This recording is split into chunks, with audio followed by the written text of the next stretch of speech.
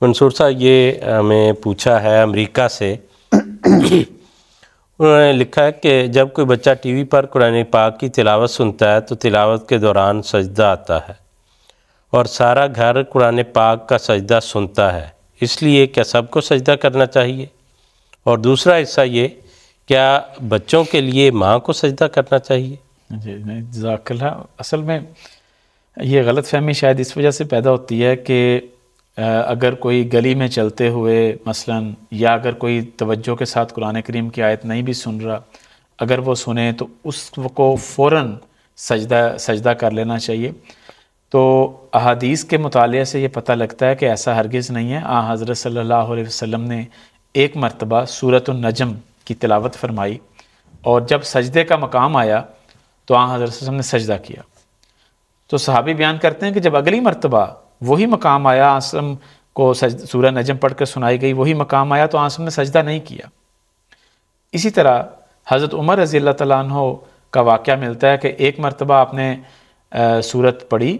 اور جمعے کے خطبے میں سورت پڑھی،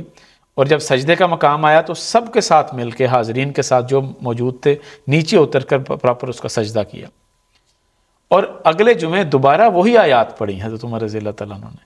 اور دوبارہ جب وہ مقام آیا تو سجدہ نہیں کیا۔ اس موقع پر کئی کثرت سے صحابہ موجود تھے،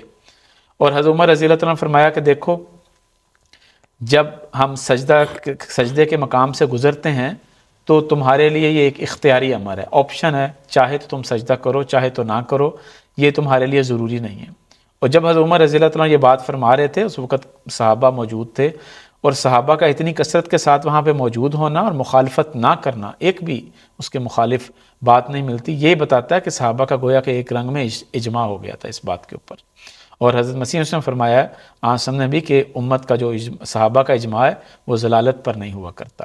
تو اس لیے ہمارے لیے بڑی یہ واضح آسان ہدایت ہے کہ اگر ہم چاہیں تو سجدہ کر لیں، چاہیں تو نہ کریں۔ اصل میں سجدہ جو ہے، یہ سجدہ تلاوت، یہ اختیاری اس طرح کا عمل ہے کہ جب انسان کا دل کر رہا ہوتا ہے اور آیات پڑھتا ہے تو جہاں پہ آتا ہے کہ خروا سجداً، کہ وہ سجدے میں چلے گئے، تو بے اختیار دل کرتا ہے کہ ہم بھی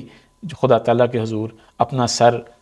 تسلیم خم کر دیں اور کہیں کہ خدا ہم تو تیری خاطر اپنے سر کو جھکا رہے ہیں۔ تو اس لیے وہ جو انہوں نے کہا ہے وہ ماں کو سجدہ کرنا ضروری نہیں ہے، البتہ وہ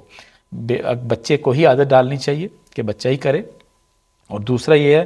کہ ضروری نہیں ہے کہ سب گھر والے جو سن رہے ہیں وہ مست سجدہ کریں، ان کے اوپر یہ ان کے لیے اختیار ہے، چاہے تو سجدہ کریں، چاہے تو نہ کریں۔ خاص طور پہ جو تلاوت MTA وغیرہ پہ آ رہی ہے، اس پہ تو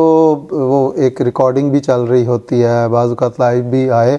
تو اس پہ تو نہیں بنتا سجدہ، کیونکہ اس طرح تو جس طرح منصور صاحب نے کہا کہ اگر گلی میں ایک بندہ جا رہا ہے اور اس کے کان میں پڑ گیا تو اس پہ تو وہ تو پابند نہیں ہے کہ وہ سجدہ کرے۔ جی ٹھیک ہے، جزاک اللہ۔